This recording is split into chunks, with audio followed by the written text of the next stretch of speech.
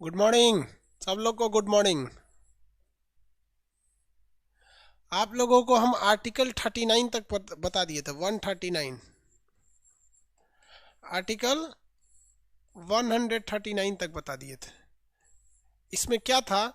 इसमें यह कहा गया था कि सुप्रीम कोर्ट का रीट, सुप्रीम कोर्ट का रीट बताइए। तो रीट के टाइप कितने थे? 5 टाइप्स थे रीट के। सुप्रीम कोर्ट के पास रीट निकालने के लिए दो दो आर्टिकल है। ये 5 टाइप का रीट निकाल सकता है अनुच्छेद 32 के तहत। तो अनुच्छेद 32 के तहत वैसे ही मामले पर वो आदेश देता है जो मूल अधिकार से रिलेटेड है। लेकिन अगर कोई चीज मूल अधिकार से रिलेटेड नहीं है लेकिन वो जरूरी है, उस पर सुप्रीम कोर्ट का आदेश तुरंत जरूरी है, वरना उसके साथ अन्याय हो सकता है, तो वो 139 के तहत देगा। लेकिन अगर मूल अधिकार से रिलेटेड है तो वह वही आदेश 32 के तहत देगा। इसके बारे में हम गला फाड़ फाड़ के आर्टिकल 32 जब पढ़ा रहे थे तब बता दिए थे। समझ में आ रहा है कि नहीं आ रहा है? आर्टिकल 32 के बारे में 32 और 39 समझा दिया।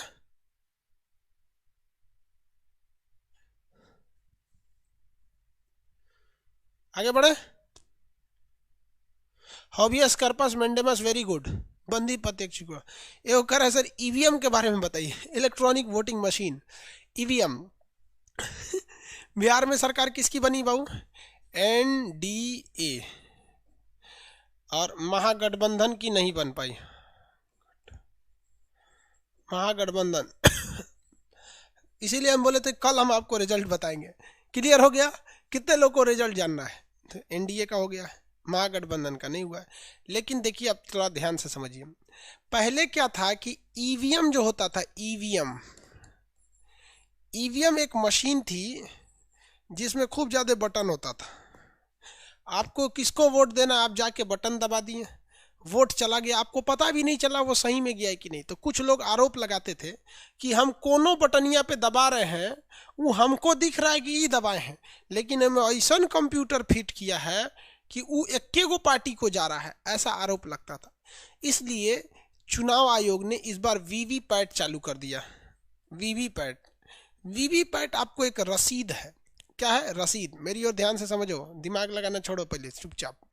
रसीद है। जैसे आपने बटन दबाया किसी पार्टी ए पर, बी पर या सी पर, तो कुछ लोग का कहना था कि जो कोनों पे बटन दबाओ जाता है ए पर।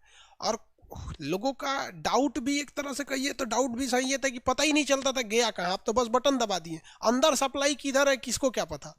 तो अभी क्या किया है, वीवीपैट नामक एक रसीद वाली मशीन लगा दिया है।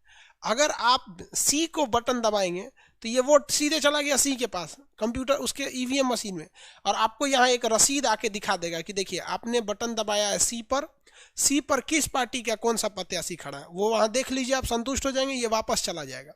अब क्या है कि अगर किसी को लगता है कि नहीं किस पार्टी पर धांधली हुई है, तो वो ईवीएम से तो जांच ही नहीं कर सकता ना, क्योंकि ईवीएम बताएगा कि ए पार्टी को मान लीजिए 20,000 सीट मिला है, बी को मिला है 1500, ऐसे करके कुछ भी दिखा देगा।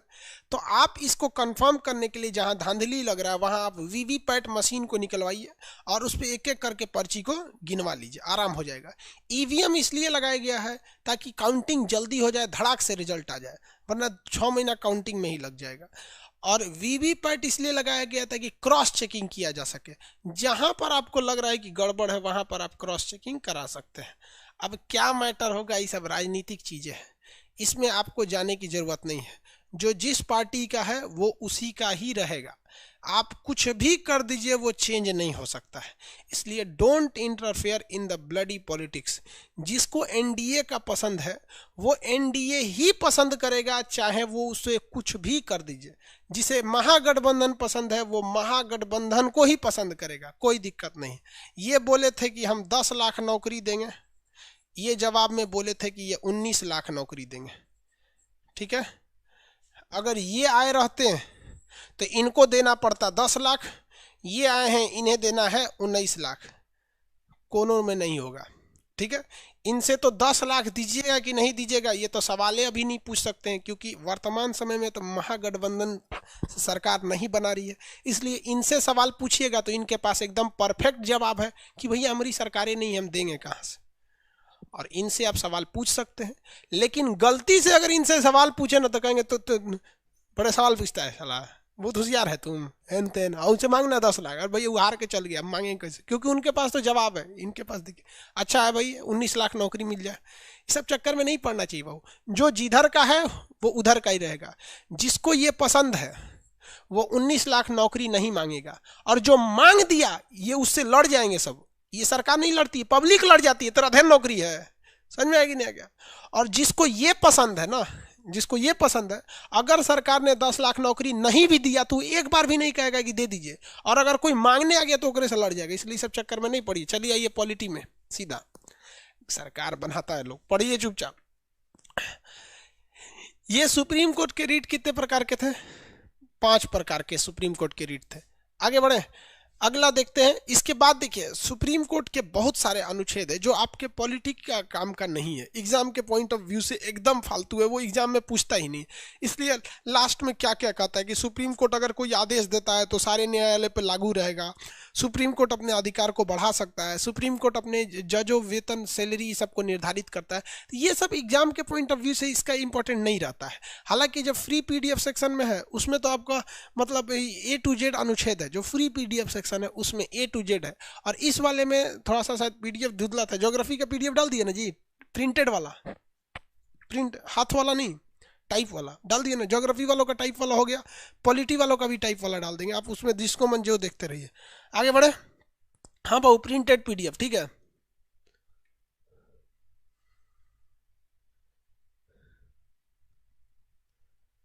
ठीक है वो पॉलिटी का भी प्रिंटेड दे देते हैं। देखिए 39 के बाद 40 जो है वो इंपॉर्टेंट नहीं है। अनुच्छेद 40 क्या कहता है, 140 क्या कहता है, ये इंपॉर्टेंट नहीं है। कहता है कि सुप्रीम कोर्ट ऐसे मामले में भी हस्तक्षेप कर सकता है जो संविधान में नहीं है, अगर उसे संसद ऐसे कानून बना के नहीं रोकती है तो।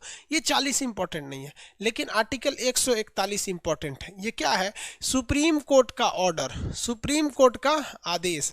अगर सुप्रीम कोर्ट का नियम, कोई भी नियम सुप्रीम कोर्ट बना देती है कि कल से ये नियम लागू रहेगा, तो हिंदुस्तान के जितने भी हाई कोर्ट हैं या जितने भी सुप्रीम कोर्ट हैं उन सबको ये रूल फॉलो करना पड़ेगा। क्योंकि ये चर्चा किसमें किया गया? 141 में कहा गया है कि उच्चतम न्यायालय द्वारा घोषित नियम, या अगर सुप्रीम कोर्ट कोई नियम या आदेश दे देती है तो उसे हर एक डिस्ट्रिक्ट कोर्ट को, हर एक हाई कोर्ट को मानना कंपलसरी है, उसे मानना ही पड़ेगा। किसी को कोई दिक्कत नहीं है ये। तो इसमें 39 ही इंपॉर्टेंट है यहाँ पर। अब 40 इंपॉर्टेंट नहीं था। 41 में क्या है भैया कि इसमें मानना ही पड़ेगा, किसी को कोई दिक्कत नहीं ना है। अब 42 क्या कहता है कि अगर आप नहीं मानिएगा तो सुप्रीम कोर्ट का ऑर्डर क्या है? प्रवर्तनीय है, प्रवर्तनीय यानी इन्फोर्समेंट है, इन्फोर्स किया जा सकता है सुप्रीम कोर्ट के ऑर्डर के लिए। मतलब क्या है कि सुप्रीम कोर्ट जो है अगर आप उसके ऑर्डर को नहीं फॉलो कर रहे हैं तो वो पुलिस भेज देगी, कुछ भी कर देगी, इन्फोर्स करा के, पारा मिलिट्री जो मन उसको वो करवा देगी यहाँ पर। यानी 141 में कहा है कि सुप्रीम कोर्ट का नियम मानना हाई कोर्ट, डिस्ट्रिक्ट कोर्ट, यहाँ डिस्ट्रिक्ट कोर्ट होगा ना, सुप्रीम में कोर्ट लिख दिया, डिस्ट्रिक्ट कोर्ट को मानना अनिवार्य है। यदि ये लोग नहीं मानेंगे तो सुप्रीम कोर्ट का ऑर्डर प्रवर्तनीय, इन्फोर्स है, वो आपको करवाएगा, नहीं करिएगा तो उठा के जेल भेजवा देगा। ऐसी एक घटना थी कब? कलकत्ता हाई कोर्ट में एक जज थे जो सजा सुना दिए सुप्रीम कोर्ट के जज को। देखिए सजा को, कलकत्ता हाई कोर्ट का जज ने कहा कि सुप्रीम कोर्ट का ये डिसीजन गलत है, इन्हें ये डिसीजन नहीं देना चाहिए, इन्हें जेल में डाल दीजिए। ससुरा हाई कोर्ट कह रहा है कि सुप्रीम कोर्ट के जज को जेल में डाल दिए। सुप्रीम कोर्ट वाला बैठा तो उसके फैसले को रद्द किया और पुलिस को कहा कि आप उल्टे जेल में डाल दीजिए यहाँ पर। तो भैया सीनियर वाला का बात ना सही होगा तो एक से एक होता है सब। यहाँ से भारत में भी कई कांड हुआ ऐसे। तो 142 समझ गए कि पहला तो कहता है कि भैया प्यार से मान जाओ, हम जो नियम कानून बना रहे हो प्यार से मान जाओ।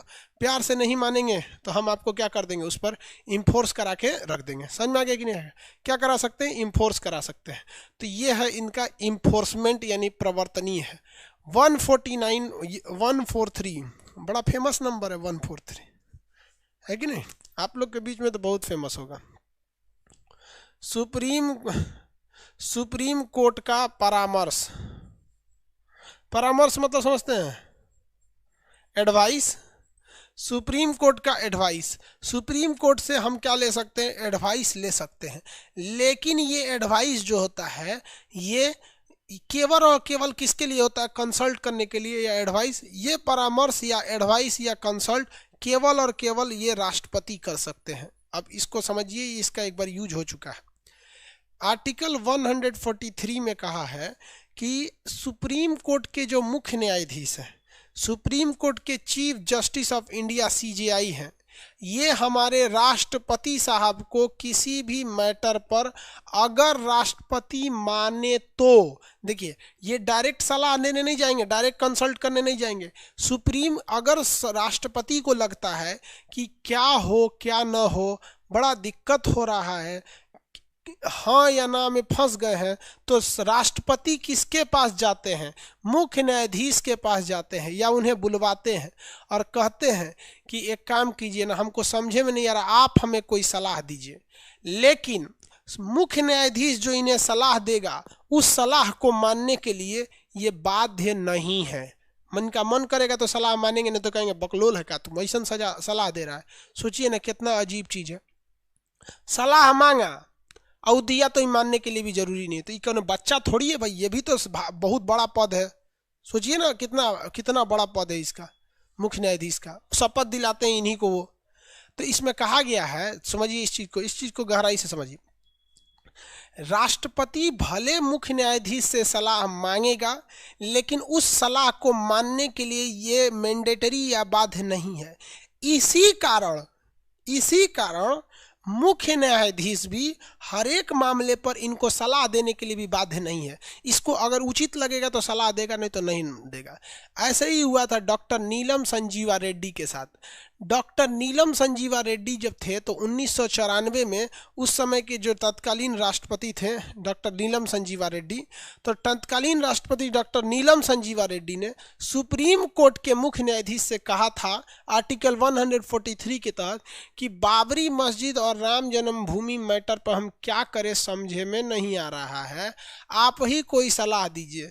तो मुख्य न्यायाधीश ने कहा कि देखिए, हम अगर कोई सलाह देंगे तो कोई ज़रूरी नहीं कि आप मानेंगे कि नहीं मानेंगे, और हमारी सलाह को नहीं मानेंगे तो देश में हमारा छीछा लेदर हो जाएगा।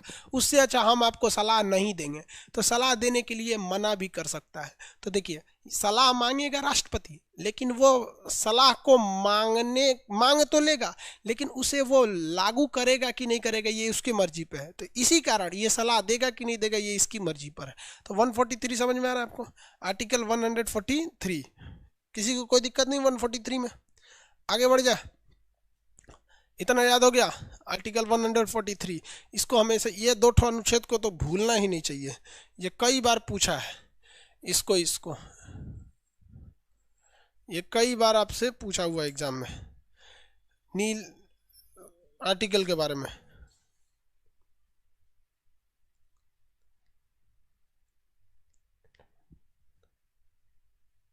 आगे बढ़े, किसी को कोई दिक्कत नहीं है यहाँ पे? किस अनुच्छेद के तहत राष्ट्रपति सलाह मांग सकते हैं? राष्ट्रपति सलाह मांगते हैं आर्टिकल 143 के तहत। राष्ट्रपति जब भी सलाह मांगते हैं 143 के तहत मांगते हैं। हो गया, किसी को कोई दिक्कत नहीं है यहाँ पर? तो यहाँ पर वो सलाह को लौटा सकते हैं। मूल अधिकार के मामले में रीट निकालना है तो 32, मूल अधिकार के अलावा रीट निकालना है तो 139। 40 किसी काम का नहीं। 41 में है सुप्रीम कोर्ट का ऑर्डर मानना जरूरी है। 42 में है कि नहीं मानिएगा तो आपको इन्फोर्स करा देगा। 43 में क्या है कि सलाह मांग सकते हैं, लेकिन सलाह जो है वो मानने के लिए आप कंपलसरी नहीं है। किसी को कोई दिक्कत? आगे बढ़े। यूपीएससी में पिछले साल आर्टिकल 143 पूछा था। हाँ बाबू, ये पिछले साल पूछा था यूपीएससी में सुप्रीम कोर्ट के सलाह के बारे में, आर्टिकल 143 के बारे में। ये पिछले साल का क्वेश्चन था यूपीएससी का। अब इसके बाद सुप्रीम कोर्ट का कोई खास अनुच्छेद नहीं है। सुप्रीम कोर्ट चाहता है कि वो प्राइवेसी को मेंटेन करके रखे, सुप्रीम कोर्ट की प्राइवेसी मेंटेन करे। तो इस प्राइवेसी को कैसे मेंटेन करेगा? हिंदी में कहते हैं गोपनीयता। गोपनीयता हिंदी में क्या कहते हैं? गोपनीयता। अब आप बताओ भाई, तो प्राइवेसी कैसे मेंटेन होगी सुप्रीम कोर्ट की? गोपनीयता। तो इसके लिए रूल है कि सुप्रीम कोर्ट जो है किसी को भी वेतन खुद देता है। गवर्नमेंट इस सुप्रीम कोर्ट, किसी भी कोर्ट के, supreme court privacy, supreme court की प्राइवेसी या हाई कोर्ट की प्राइवेसी या डिस्ट्रिक्ट कोर्ट की प्राइवेसी, इसमें समझिएगा वेतन खुद कौन देता है? कोर्ट अपना वेतन खुद देता है। गवर्नमेंट से कहता है कि तुम हमको इतना करोड़ दे दो, हम डिसाइड करेंगे किसको कितना देना है वेतन। किसी की भी नियुक्ति होती है ना, जो अपॉइंटमेंट होता है, जॉब जो होता है, वो सुप्रीम कोर्ट का अलग से निकलता है, एसएससी के थ्रू नहीं निकलता है, वरना सेंट्रल गवर्नमेंट उसे वेतन देने लगेगी। नियुक्ति, प्रमोशन या सस्पेंड, अगर आपको किसी को प्रमोशन करना है, प्रमोशन, तो वो कौन करेगा? कोर्ट खुद करती है। और अगर किसी जज को सस्पेंड करना है तो कोर्ट खुद करती है। समझ में आ रहा है कि नहीं आ रहा है? किसी में कोई चेंजिंग नहीं कर सकते। इनकी वेतन में आप कभी भी कमी नहीं ला सकते, ना काट सकते हैं। अगर 360 नहीं लगाया तब, ये तो पढ़ा दिए हैं 360 फाइनेंशियल इमरजेंसी है। 360 अगर फाइनेंशियल इमरजेंसी लग गया है तो फाइनेंशियल इमरजेंसी में राष्ट्रपति को छोड़ के सबकी सैलरी काटी जाती है, तो उसमें इनकी भी कट सकती है। अदरवाइज में इनकी सैलरी काटने वाला कोई नहीं है। ये समझ में आ रहा है? तो इस तरह से ये अपनी प्राइवेसी को मेंटेन करके रखता है। इन लोग का अगर ट्रांसफ़र करना है, मान लीजिए छत्तीसगढ़ से किसी का ट्रांसफ़र करना है, मद्रास करना है, तो ट्रांसफ़र कौन करेगा? सुप्रीम कोर्ट की अपनी एक कमेटी होती है, वो खुद इसको करते हैं। गवर्नमेंट का इसमें हस्तक्षेप नहीं रहता है।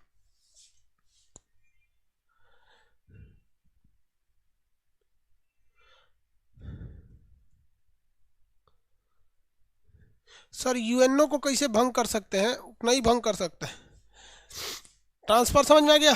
अभी बताइए गवर्नमेंट का कहाँ पर रोल है? ना इनकी नियुक्ति कर रहा है, ना वेतन दे रहा है, ना प्रमोशन दे रहा है, ना सस्पेंड कर रहा है, ना ट्रांसफर कर रहा है, तो डरेगा किससे? सीधी सी बात, किस लिए डरेगा कोई?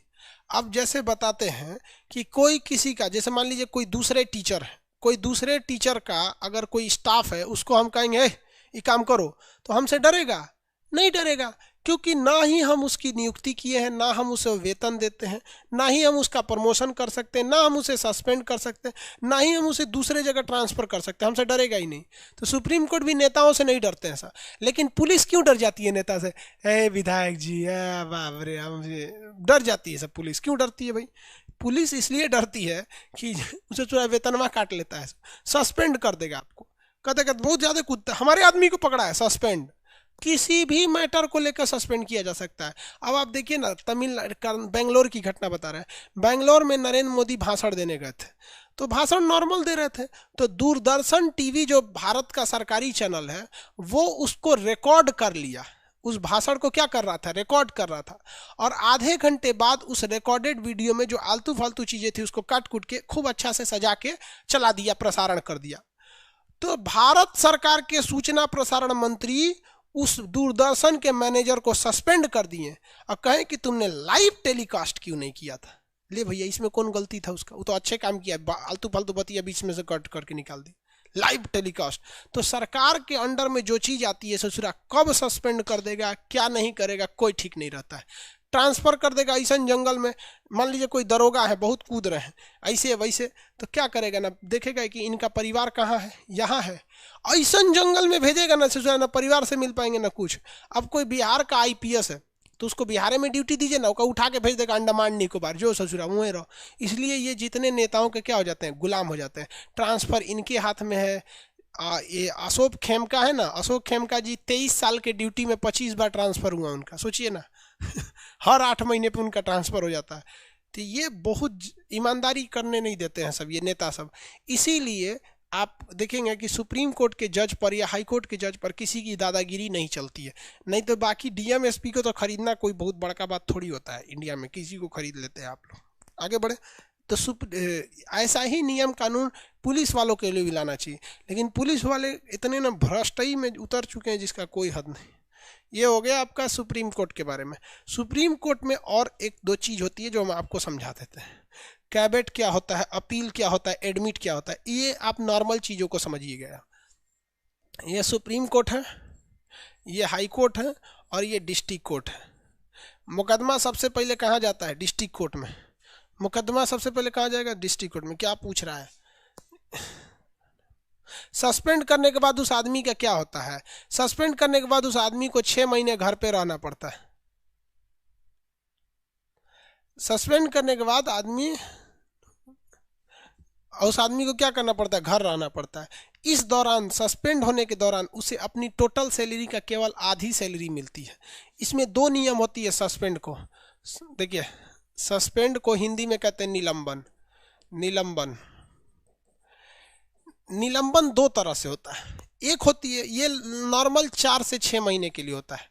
4 से 6 महीने के लिए होता है, इसका कोई ठीक नहीं रहता। ये 2 तरह से होता है। 2 तरह से होता है।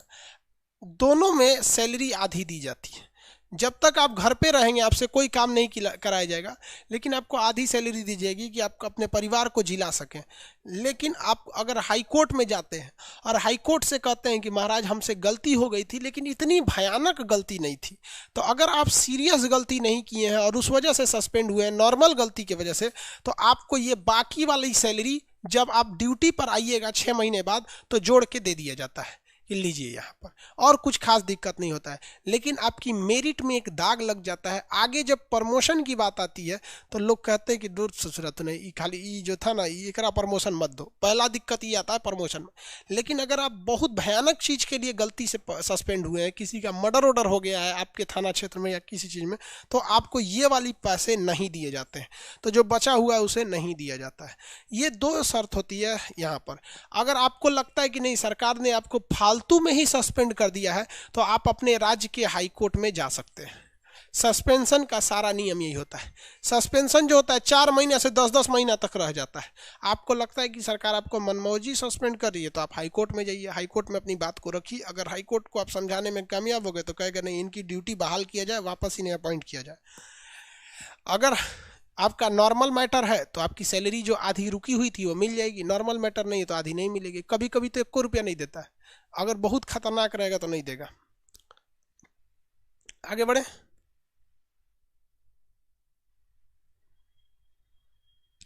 एक ऐसा सुप्रीम कोर्ट अपने जजों को मनमौजी वेतन दे देगा? नहीं बबुआ, वेतन का निर्धारण संसद करेगी, और जितना वेतन का निर्धारण संसद कर दी है, अब उस वेतन में वो लेट नहीं कर सकती है। जैसे टीचर लोग की सैलरी देखते हैं ना, 6-6 महीना रुका हुआ है। बिहार में शिक्षक लोग की सैलरी, किसी की 8 महीना से रुकल है, 10 महीना से रुकल है शिक्षक लोग का। हो गया।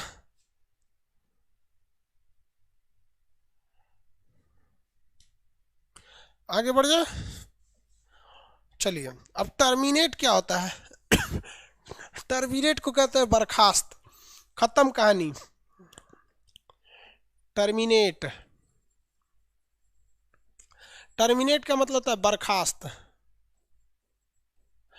मतलब आप टाटा बाय बाय, आपकी नौकरी गई यहाँ से, फिर से तैयारी करिए, जाइए।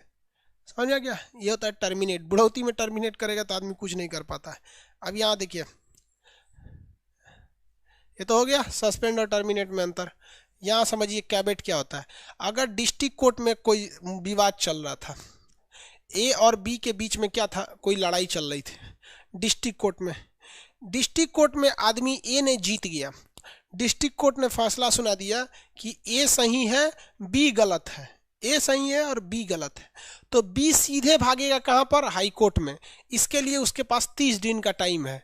30 दिन के अंदर अंदर वो हाई कोर्ट में जाके अपना दाखिला कर देना है कि हम आपके पास आए हैं।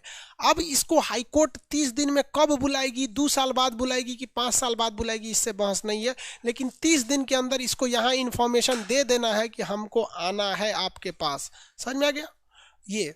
लेकिन एक बात बताइए, अगर केवल बी पहुंच गया, यहाँ पर केवल बी पहुंच गया, तो हाई कोर्ट इसको घरे से तो बुलाने नहीं जाएगी, केवल उसी की बातों को सुन के उसके हिसाब से फैसला दे देगी। तो फिर ये उसके फैसले के बाद दौड़े दौड़े जाएगा यहाँ पर। इसलिए ए को डर रहता है इस बात का, ए को डर रहता है इस बात का कि बी हारा है, यहाँ चले जाए और हमको सूचना ना मिले। तब ए क्या करता है, हाई कोर्ट में जाता है और कैबेट लगा देता है। कैबेट होता है 3000 रुपये की फीस होती है, वो हाई कोर्ट में जाके जमा करनी रहती है। अगर आप कैवेट लगा दिए हैं तब ये हाई कोर्ट की जिम्मेदारी है कि जैसे ही बी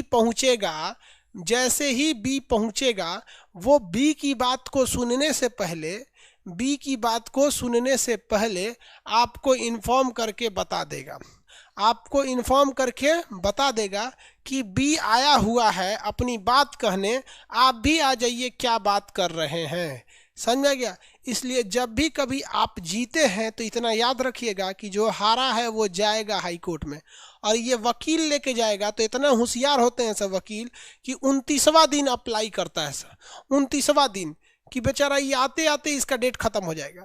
इसलिए हमेशा क्या लगा देना चाहिए? कैवेट लगा के रखना चाहिए। किसी को कोई दिक्कत है? आगे बढ़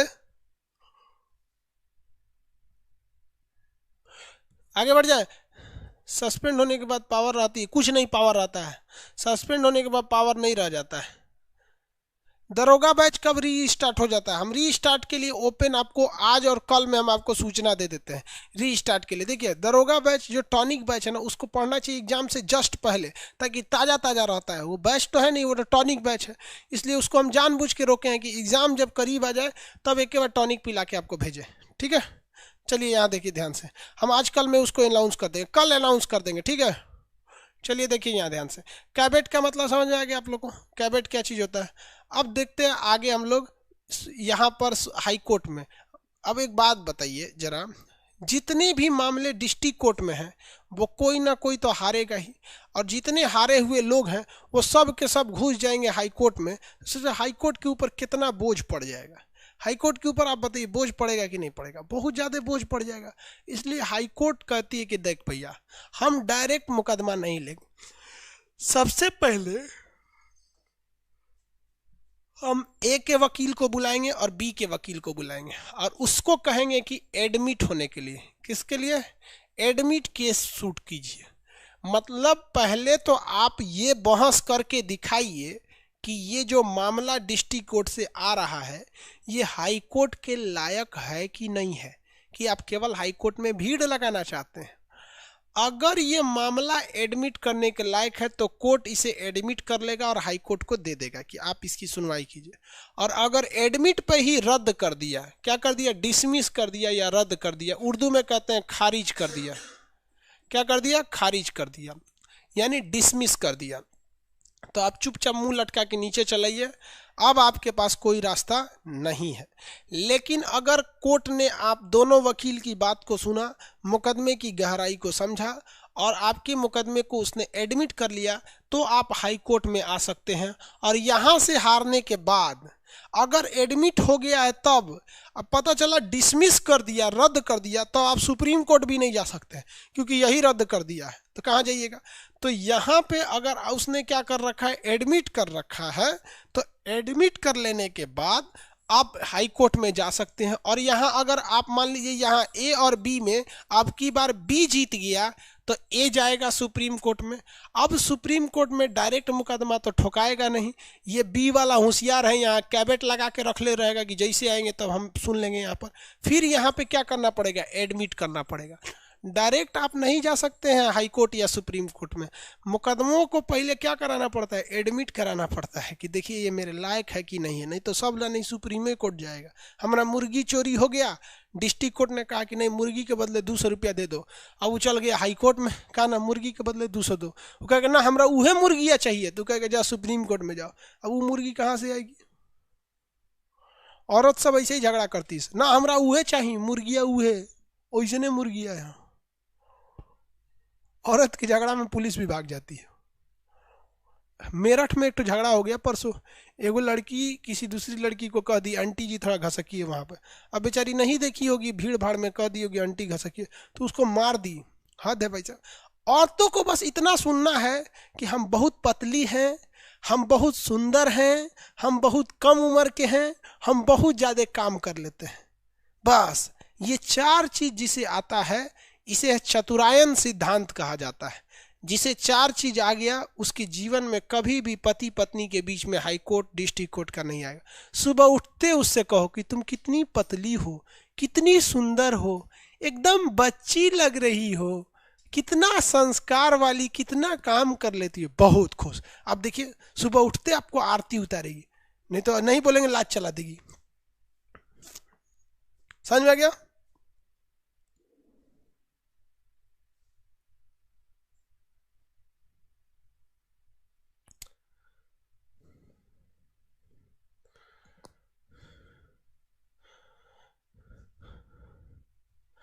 आगे बढ़े।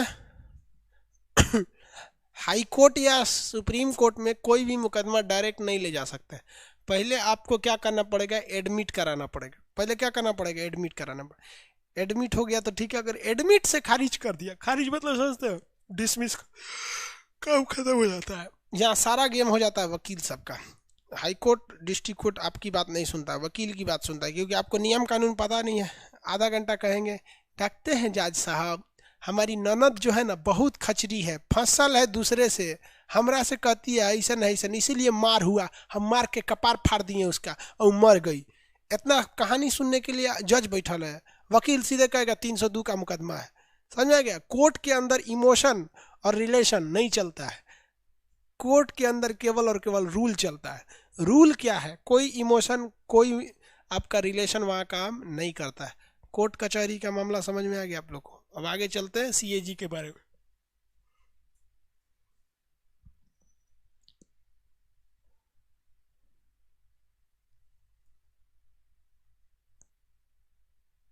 आगे बढ़े।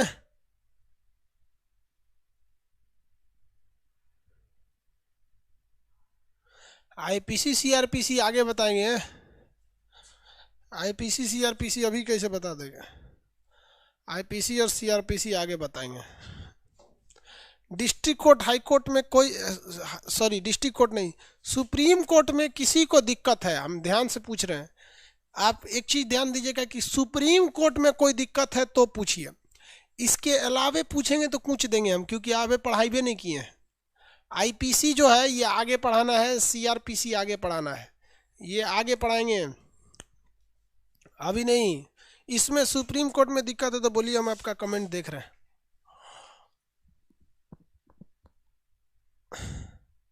महान्यायवादी सरकार को सहायता देता है, राष्ट्रपति को थोड़ी ना सलाह देता है वो। आईपीएल क्या होता है? हमारा क्रिकेट में कोई इंटरेस्ट नहीं है, हम गेम खेलते रहते हैं। गेम पूछेगा हमसे, फ्री फायर।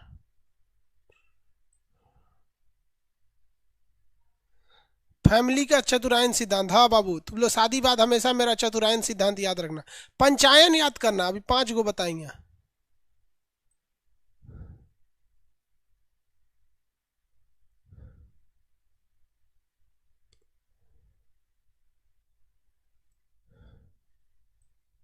किसी को डाउट है तो बोल बउआ, सुप्रीम कोर्ट में उल्टा सीधा डाउट नहीं।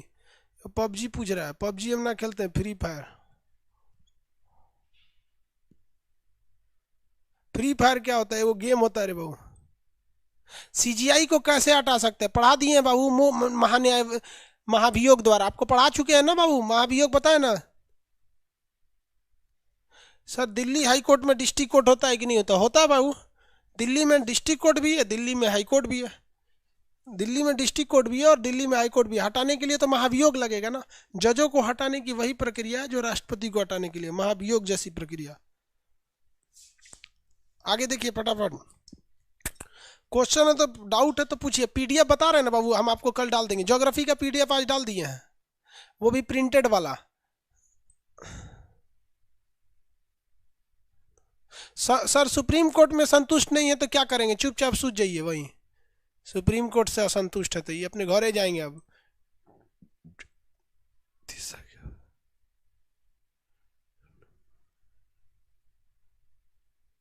बाबू आईपीएल क्या होता है? गेम होता है क्रिकेट का।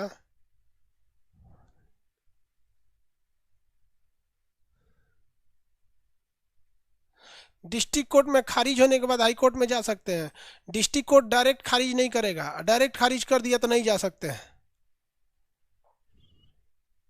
देखिए जब तक कोई चीज एडमिट नहीं हुई है तब तक आप उसके ऊपर के कोर्ट में नहीं जा सकते हैं।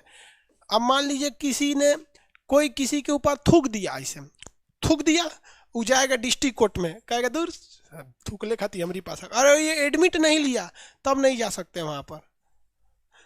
आपको ऊपर वाले कोर्ट में जाने से पहले आपको ये दिखाना पड़ेगा कि नीचे वाले कोर्ट में हम एडमिट थे और वहां से हमको न्याय नहीं मिला है। वो कहेगा तो नीचे वाले में चल जाओ, तो कहेगा सुनिए नहीं रहा, तो कहेगा तो उसका काम है ना सुन रहा है कि नहीं सुन रहा है, कानून के हिसाब से चलिए। जल्दी बता भाई, सुप्रीम कोर्ट से कोई दिक्कत है? सर कैबिनेट ना लगाए तो एक पार्टी के सुन लेगा। हाँ, कैबिनेट अगर नहीं लगाएंगे तो एक के पार्टी का सुन लेगा। चलिए देखिए ध्यान से, अच्छा क्वेश्चन है। तो लोग टॉपिक से क्वेश्चन नहीं पूछते हो लोग, इसलिए आप बहुत सारी चीजें नहीं समझ पाते हो।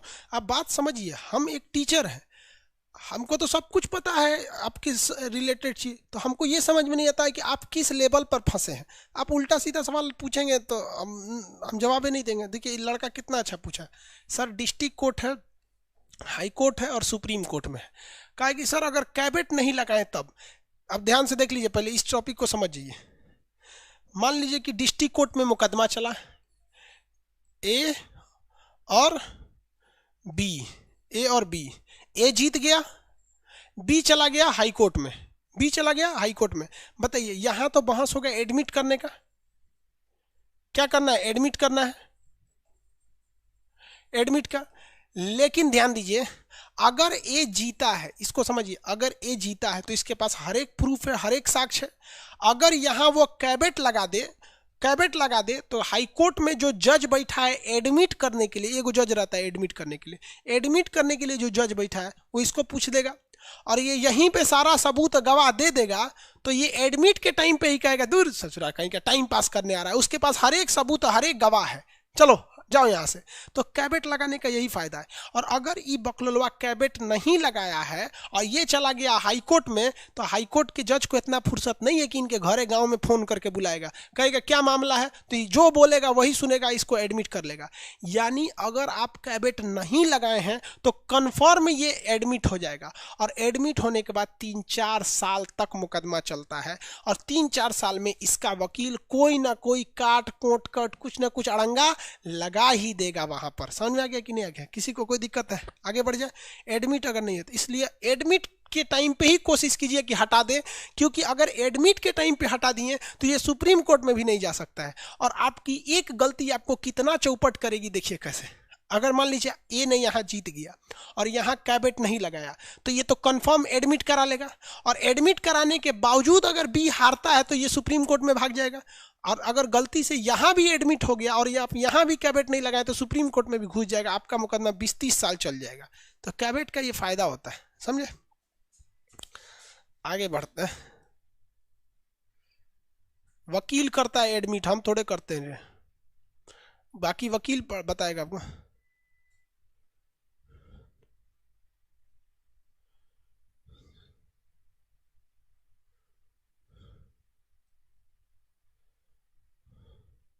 चुनाव आयोग के देखिए ये हाई कोर्ट का क्वेश्चन है कि तेजस्वी बिहार में कैसे चले गए हाई कोर्ट में।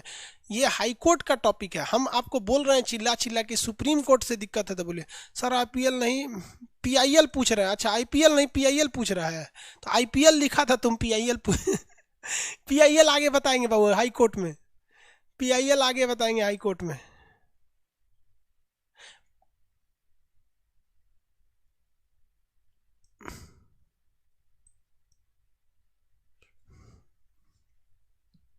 यूनियन टेरिटरी में डिस्ट्रिक्ट कोर्ट होता है? हाँ होता है बहू, यूनियन टेरिटरी में भी डिस्ट्रिक्ट कोर्ट होता है। देखिए पीआईएल हम अभी भी बता देते हैं, हाई कोर्ट में भी बता देंगे। एक्चुअली क्या होता है कि पीआईएल हाई कोर्ट और सुप्रीम कोर्ट दोनों में जाता है। पीआईएल वो आईपीएल बोल रहा था कह रहा है कि सर आईपीएल बताइए, हम करेंगे रे पगला IPL public interest litigation, public interest litigation, litigation जन इंटरेस्ट का होता है हित, लिटिगेशन मतलब होता है याचिका। देखिए इसे हम लोग हाई कोर्ट में भी पढ़ते हैं और सुप्रीम कोर्ट में भी पढ़ते हैं, क्योंकि पीआईएल का रूल है या तो ये हाई कोर्ट में जाएगा या तो ये सुप्रीम कोर्ट में जाएगा। सुप्रीम कोर्ट या हाई कोर्ट दोनों में जा सकता है पीआईएल। इसकी शुरुआत 1984 में हुई थी, जब इस समय पीएन भगवती थे, पीएन भगवती। याद रखिएगा पीएन भगवती को। पीआईएल की शुरुआत किसने किया था? पीएन भगवती ने किया था। हालांकि दुनिया में इसकी शुरुआत अमेरिका ने किया था, पब्लिक इंटरेस्ट लिटिगेशन। देखिए ध्यान से, पब्लिक इंटरेस्ट लिटिगेशन क्या होता है।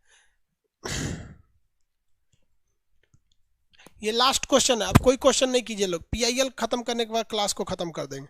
सोचा सीना में मेरे दर्द हो रहा है, अजीब टाइप का, कोरोना टाइप का, एकदम भयानक। जांच कराए तो कोरोना भी नहीं है, अजीब खांसी हो रहा है, खांस रहे हैं तो ऐसा लग रहा है जैसे फेफड़ा बाहर निकल जाएगा। कंफ्यूज होकर देख रहे हैं कि निकल तो नहीं गया इसे। देखिए ध्यान, ये लास्ट क्वेश्चन है, इसको बता के क्लास खत्म करेंगे। पीआईएल टॉपिक समझिए। हमारे देश में पहले क्या होता था कि दो लोगों में झगड़ा हुआ है तो यही दो लोग जाके केस कर सकते थे, लेकिन ऐसा कई बार ऐसे मामले हुए हैं कि जिसमें कोई डर के मारे केस नहीं कर पाता है, इसलिए वहां एक चीज आती है पीआईएल। पीआईएल का मतलब होता है कि अगर ऐसा मुकदमा जिसमें मेरा कोई लेना देना नहीं है, समझिए ध्यान से, वह मुकदमा जिसमें मेरा कोई लेना देना नहीं है, लेकिन अगर यह मुकदमा कोर्ट सुन ले तो पूरी जनता को भलाई होगी, उसी को कहते हैं PIL, public interest litigation, PIL. जैसे पटना में जब हम थे ना, तो जैसे होली की छुट्टी हुई तो हम पटना हाई कोर्ट में पीआईएल डाल दिए थे, हम खुद डाले हुए थे, लेकिन तब तक लॉकडाउन हो गया, पीआईएल का क्या हुआ हम खुद पूछने नहीं गए वहां पर। तो पीआईएल वकील वगैरह जो थे लोग ना, उनको हम पीआईएल बना के दिए थे, हमको पीआईएल करना ही है, वो वकील वगैरह सब तैयार थे, लेकिन जो लॉकडाउन हो गया पीआईएल कहाँ गया। किस लिए हम डाले थे, देखिए ध्यान से, पीआईएल मेरा किस लिए डाला हुआ था, अब तो लॉकडाउन नहीं हुआ रहता तब तक फाइनल हुआ रहता। पटना में जो कूड़ा कचड़ा होता है ना, कचड़ा, इसे सूरा 10 बजे उठाने चला आता है, ट्रैक्टर ले लेगा सब, जेसीबी ले लेगा तो 10 बजे। सोचो 10 बजे ऑफिस का टाइम होता है, सब आदमी ऑफिस में निकल रहा होता है, कोई कोचिंग के लिए जा रहा होता है, और कचड़ा वाला जाम लगा दिया। उसको क्या मतलब, एगो बड़का ट्रक ले लिया, सड़कें जाम हो गया, पूरा जाम करके रख देता है। तो इससे हमारा कोई पर्सनल लॉस थोड़ी था, ये तो जनता को भी लॉस था इससे। तो मेरा यही कहना था कि इसे भोर में 4 बजे उठा लिया जाए, भोर में 4 से 6 बजे के बीच में उठा लिया जाए। इससे फायदा क्या होगा, जो सफाई कर्मचारी है, जिस कूड़ा को उठाने में उसे 5 घंटा लगता है ना, भोर में सड़क पे कोई नहीं रहता है, 4-5 बजे सड़क पर कोई नहीं मिलेगा, एक आदमी भले टहलते मिलेगा, उसे कोई जाम उम नहीं मिलेगा, आराम से उठाओ लेके चले जाओ, आराम से उठा के क्या करो, लेकर चले जाओ। और दिन में अगर कोई कचरा फेंक दिया तो आप उस पर फाइन लगवाइए, या जो कुछ नियम कानून लगवाइए, वहाँ पर कैमरा लगवा दीजिए, जो फेंका है उसके घरे ले जाकर फेंक दीजिए, कोई टेंशन नहीं है उसमें। हिंदुस्तान में कोई प्यार से नहीं सुनता है। कोई कचरा दिन में फेंक दिया, अगर ले आके उठा के फेंक दीजिए उसको। कचरा वाले को कहिए कि भाई अगर आपको सड़क पर कचरा डालना है तो रात 10 बजे के बाद फेंकिए, या तो सुबह गाड़ी आते टाइम फेंक दीजिए। इससे क्या होता है, जाम नहीं लगेगा सड़क पर। तब तक लॉकडाउन हो गया, हमारा पीआईएल चल गया। पीआईएल समझ रहे हैं, पीआईएल किसी को कोई दिक्कत नहीं है। अब जैसे देखिए आपको बताते हैं, पीआईएल कई मामले पे, जॉली एलएलबी मूवी देखें, वो भी पीआईएल पर है। मतलब हमसे कोई लेना देना नहीं है, लेकिन हम इसमें टांग लड़ाना चाहते हैं, उसमें क्या हो गया, पीआईएल हो गया। अभी यूपी में एक पीआईएल डायरेक्ट कर दिया गया है, एक यूपी के एक बहुत नामी हिस्ट्री सीटर बदन सिंह बद्दो, तो वो जो थे उनका नाम मतलब बहुत गैंगस्टर में आते हैं, तो सरकार उनके खिलाफ कोई काम नहीं कर रही थी, तो एक वकील उठा तो पीआईएल डाल दिया कि इनकी भी गिरफ्तारी किया जाए। तो योगी आदित्यनाथ उठ के घर में तुड़वा दिए उसका। तो पीआईएल कर सकते हैं आप, किसी भी मैटर को लेकर आप पीआईएल कर सकते हैं। समझ आ रहा है कि नहीं? हम तो पीआईएल कर सकते हैं, आप भी पीआईएल कर सकते हैं, लेकिन याद रखिए पीआईएल के लिए कहाँ जाना पड़ेगा, सुप्रीम कोर्ट। आपको ऐसा कोई मुद्दा लगता है जिसमें पीआईएल किया जा सकता है, जिसमें जनता की भलाई है पीआईएल के लिए? आप बता सकते हैं कमेंट करके। बहुत सारे मुकदमे हैं पीआईएल के लिए, किसी को कोई दिक्कत? इतना लोग पीआईएल करने लगे, हाईकोर्ट में पीआईएल का मुकदमा ऐसे गया कि हमारे घर के बगल में मिश्रा जी रहते हैं, वो अपना कुत्ता टहलाने लाते हैं, हमारे घर के आगे उनका कुत्ता लेटिन कर देता है, इनको रोकवाया जाए। डिस्ट्रिक्ट कोर्ट माथा पीट लिया कि रे चोट्टा कहीं का, हम पीआईएल लगाए थे इसलिए कि देश की भलाई होगा, ये तो हमरे को बर्बाद कर देगा सर। तो सुप्रीम कोर्ट ने एक शर्त रख दिया कि जिसे भी पीआईएल दायर करना है उसे सिक्योरिटी मनी रखना पड़ेगा, 1 लाख रुपया। क्या रखना पड़ेगा? सिक्योरिटी मनी रखना पड़ेगा। और अगर वाकई वो मामला पीआईएल है, यानी जनता के हित वाला मामला है, तो आपका ये पैसा लौटा दिया जाएगा। लेकिन अगर आप फालतू मैटर पे पीआईएल कर दिए हैं जिससे कोई जनता की भलाई नहीं है, तो आपका ये 1 लाख चला जाएगा। एक दिन में, ये नियम के आने से एक दिन में 5 लाख लोगों ने पीआईएल का मुकदमा वापस ले लिया है। इस तरह कहीं का ये पे पीआईएल नहीं, 1 लाख रुपया डूब जाएगा। तो भारत में ना अगर कोई चीज़ फ्री कर दीजिएगा तो बहुत अत्याचार होने लगता है।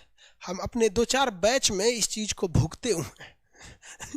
2-4 को बैच लाए थे 11 रुपये वाला, इस तांडव करने वाला घुस गया था सबने, जिसका कोई हद नहीं। अब बहुत सुकून से रहता है आदमी। फिर समझ में आया कि हिंदुस्तान में लोग भलाई करने से क्यों डरते हैं।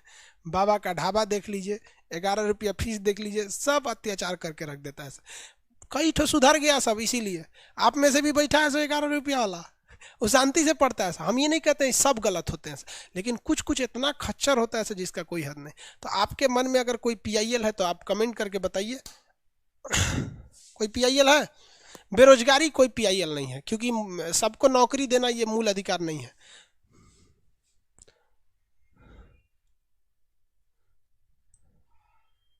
बेरोजगारी नहीं है।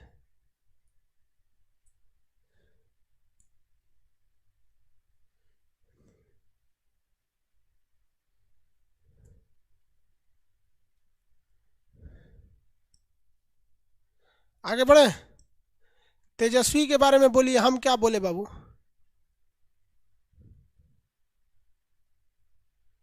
करप्शन वगैरह, अरे भाई कोई अच्छा चीज बताओ ना। करप्शन में तो बहुत चीज आता है।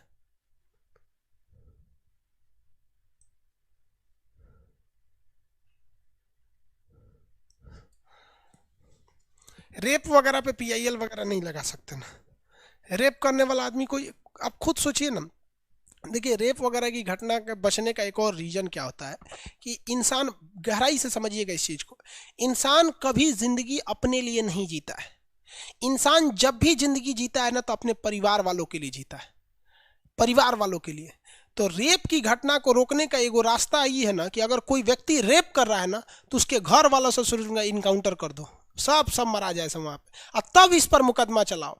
क्योंकि ये डेली मरेगा, ये डेली मरेगा जब देखेगा कि उसकी बहन को किसी ने गोली मार दिया था और उसको इल्जाम लगा के। देखो ये गलत है एकदम, ये चीज गलत है, ऐसा नहीं करना चाहिए। लेकिन अगर ऐसा करेंगे ना, 100 गो मर्डर होगा तो 1 लाख लोग सुधर जाएंगे। रेप करने पे आदमी मन करता है 2-4 चीज को ना ऐसा जिंदा जला देना चाहिए नस्लों को।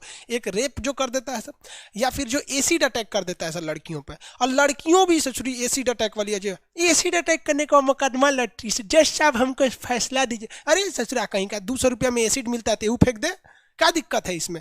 जिस दिन एसिड अटैक वाली लड़कियां उन लड़कों के घर द्वार, माँ बाप, भाई बहन, नाना नानी, 7 खानदान तक के लोगों को खोज खोज के एसिड फेंकेंगी सब ना, बच्चा लोग, साले लोग जो लड़के एसिड अटैक करते हैं मूत देंगे साले पैंट में वहां पे।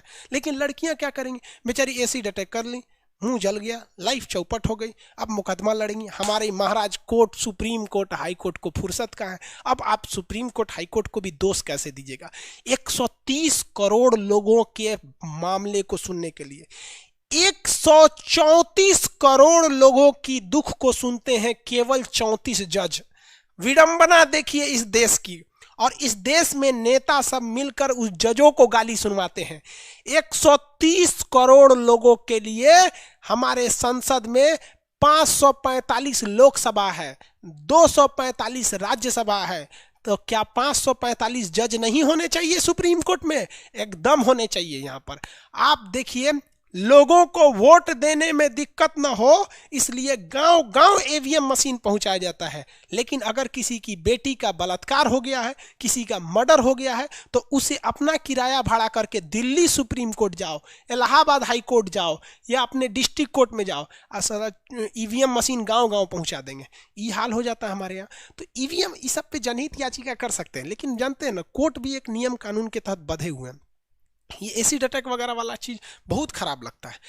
किसी को इतना मत बर्बाद कीजिए कि गलत करने पे मजबूर हो जाए। चलिए आगे कल क्लास करें। हमारे मन में एक तो जनहित याचिका है, बताएं हम क्या जनहित याचिका करना चाहते हैं। एक जनहित याचिका मेरे मन में भी है,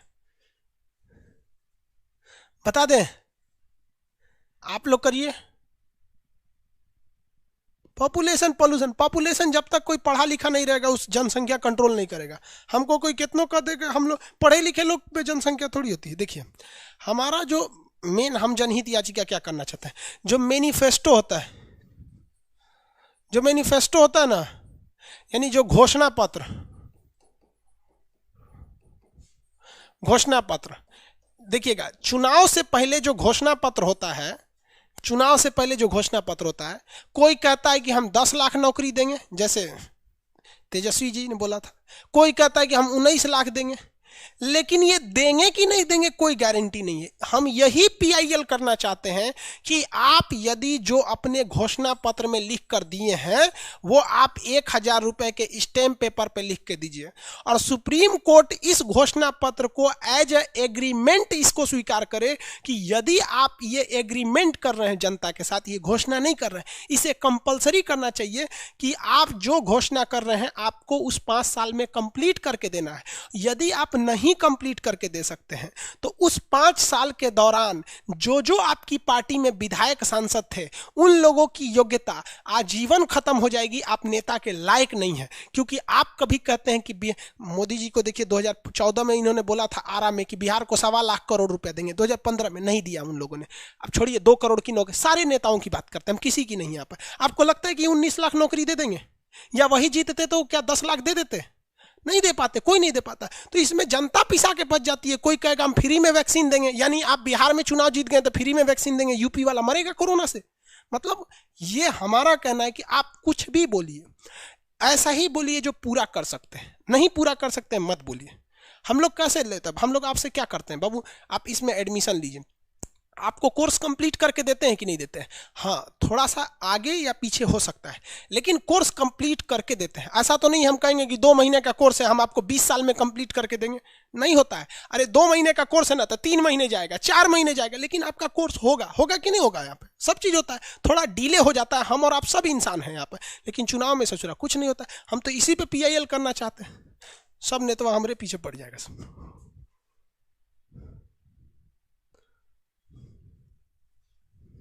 ठीक है बाबू, दहेज प्रथा भी पीआईएल के लिए है एकदम, लेकिन दहेज के लिए गलती लड़कियों की भी है।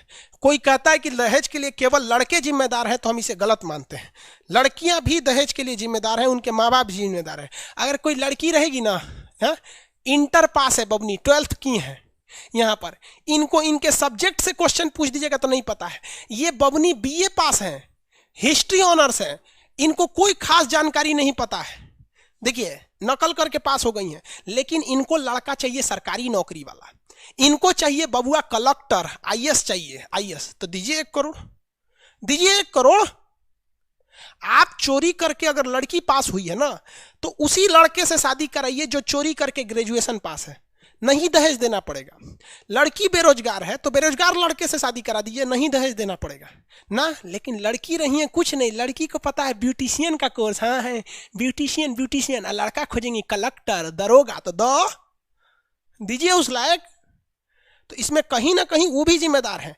लड़की कैसनो रहना चाहिए, लेकिन लड़का सरकारी नौकरी, तो दो पैसा दो। यहाँ पे आपको कहेंगे कि दहेज लेता है, कभी सुने हैं कि दूगो में बिया हुआ है, दोनों नौकरी में थे तो दहेज हुआ है? हाँ, टीना डाबी और एक अख्तर अमीन शादी कर लिया, सब कहाँ दहेज लगा इन लोग को? आईएएस में देखते हैं ना कि उन लोग ट्रेनिंग वगैरह में दोनों लोग म्यूचुअल हो जाते हैं कि हम लोग शादी कर लेते, कहाँ दहेज होता है? दहेज होता है? नहीं, बराबरी में कभी नहीं दे दोगा, थोड़ा बहुत ऊपर नीचे, लेकिन ना हमारी बबनी कलेक्टराइन बनी है, डॉक्टराइन बनी है, बना डॉक्टराइन, बाबूजी के जेब से पैसा जाता है, हमारा थोड़ा जा रहा है।